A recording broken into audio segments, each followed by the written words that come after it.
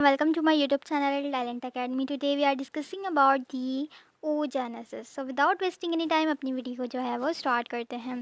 सबसे पहले हमारे पास लिखा हुआ है कि प्रोसेस जो है oogenesis, ये हमारे पास क्या है, सेल डिवीजन का प्रोसेस है, जिसके नतीजे में क्या बनता है, ओवा यानी कि एग फॉर्म्ड होता है। किससे फॉर्म्ड होता है? जर्म सेल से, यानी कि जर्म सेल से हमारे पास ओवा की फॉर्मेशन होती है। किसके अंदर? फीमेल गोनाड्स के अंदर। और फीमेल गोनाड्स का नाम मैं पहले ही बता चुकी हूँ, क्या है, ओवरीज है। जर्म सेल्स जो होते हैं वो डिवाइड करते हैं सबसे पहले माइटोटिकली, और वो बनाते हैं गोनिया, जिसके आगे आपको देखने को मिलेगा 2n। मीन्स कि ये माइटोटिकली अगर कोई भी चीज़ डिवाइड होती है वो 2n होगी। मीन्स इसके अंदर जो क्रोमोसोम्स हैं वो डिप्लॉयड हैं, यानी कि 46 क्रोमोसोम्स अगर ये ह्यूमन का है।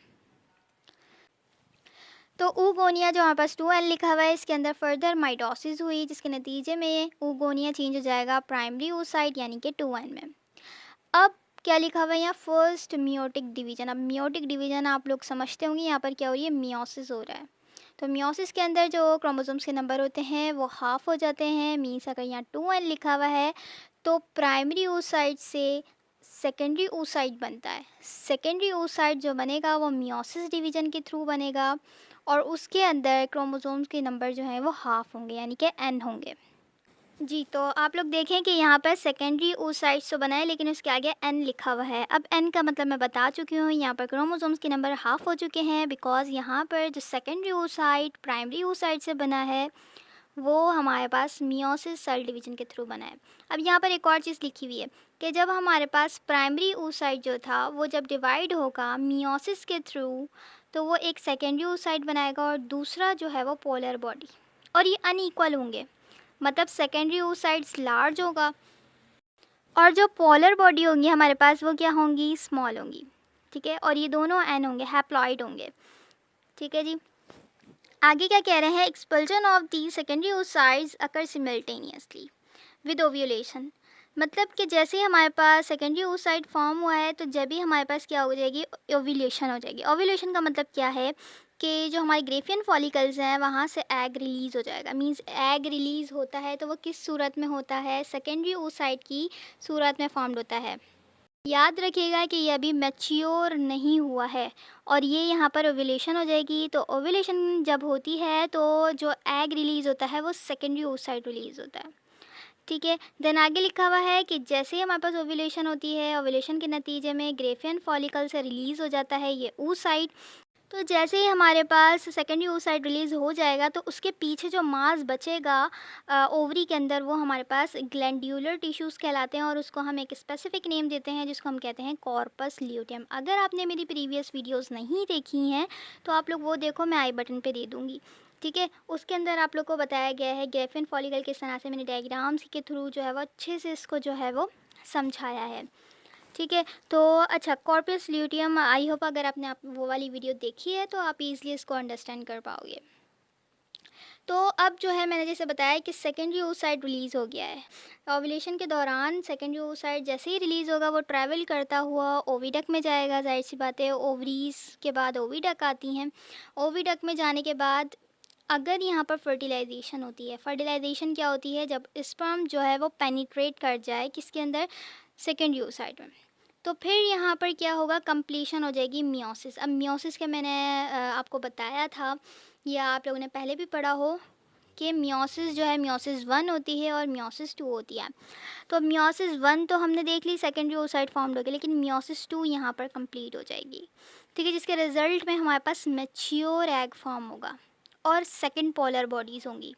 ये पोलर बॉडीज़ जो बनती हैं ये बाद में डिजनरेट हो जाती हैं। ठीक है, तो ये मैच्योर एग जो है वो मैच्योर एग यानी कि एग कंटेन 23 क्रोमोसोम्स। जाहिर सी बात है, मैंने आपको बताया सेकेंडरी oocytes कितने थे, हैप्लॉइड थे, 23 का क्रोमोसोम्स होंगे। अगर ह्यूमंस की बात करें तो 46 होते हैं डिप्लॉइड की सूरत में। अगर हम हैप्लॉइड करवाएंगे with help of the meiosis division तो हमारे पास 23 क्रोमोसोम्स रह जाएंगे। तो व्हेन द स्पर्म, अब स्पर्म भी एन होता है। ठीक है, मैंने प्रीवियस वीडियोज़ में मेल रिप्रोडक्टिव सिस्टम अच्छे से समझाया है। और जो हमारे पास एग होता है वो भी हमने अभी देखा कि एन की सूरत में होता है। तो 23 इसके पास क्रोमोसोम्स हैं और 23 इसके पास हैं। जब ये दोनों आपस में कंबाइंड होंगे तो बनेगा ज़ायगोट, जो कि हमारे पास होगा 2n। मीन्स ये हैप्लॉइड हो जाएगा। ठीक है, 23 यहाँ से आए, 23 यहाँ से आए, सम अप करोगे 46 क्रोमोसोम्स बन जाएंगे।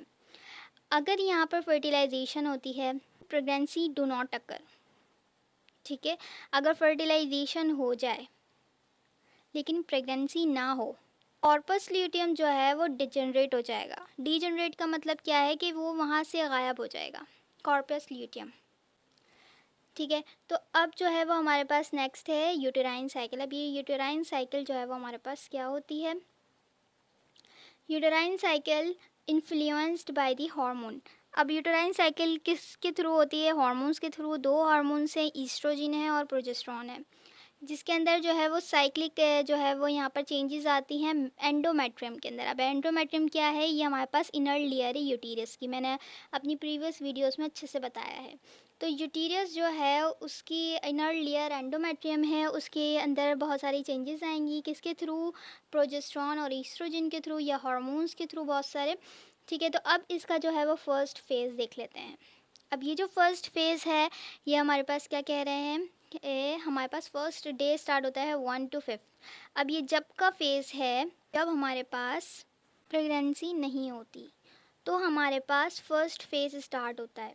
ठीक है, जिसके अंदर हमारे पास लो लेवल हो चुका होता है हार्मोन्स का, क्योंकि बॉडी जो है वो उनको रियलाइज़ हो जाता है कि जो है वो अब हार्मोन्स के लेवल को लो कर दिया जाए।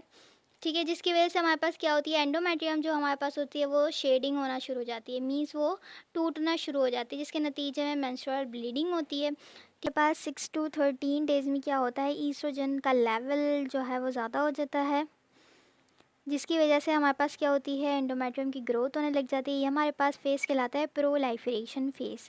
अब इसके बाद ovulation typically occurs on ovulation, जो ओव्यूलेशन है जिसके नतीजे में एग जो है वो रिलीज़ होता है। कौन सा एग, सेकेंडरी oocyte जो है वो रिलीज़ होता है, कौन से डे 14 को। फिर हमारे पास डे 15 to 28 को क्या होता है, प्रोजेस्टेरोन का लेवल हाई हो जाता है, और ये प्रोजेस्टेरोन रिलीज़ कहाँ से होता है, कॉर्पस ल्यूटियम से, जिसके नतीजे में एंडोमेट्रियम क्या हो जाती है, मज़ीद थिकन हो जाती है, यानी और मैच्योर इन द सिक्योरिटरी फेज़।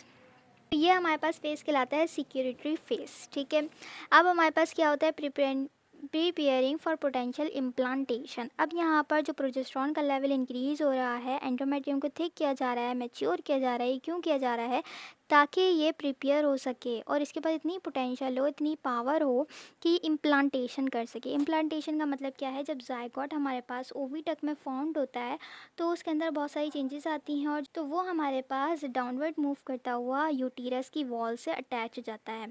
तो जब यूटीरस की वॉल उसको अटैच कर लेती हैं तो ये हमारे पास कहलाता है इम्प्लांटेशन। ठीक है, अब कह रहे हैं कि अगर प्रेगनेंसी डू नॉट अकर, अगर नहीं होती तो हमारे पास हार्मोन का लेवल डिक्रीज़ हो जाएगा।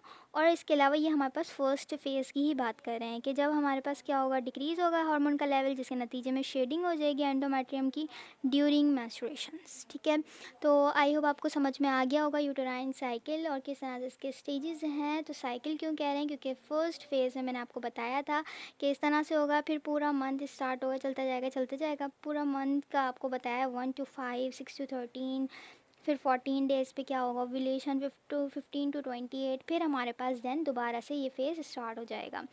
ठीक है, तो इस तरह से ये हमारे पास यूटेराइन साइकिल है।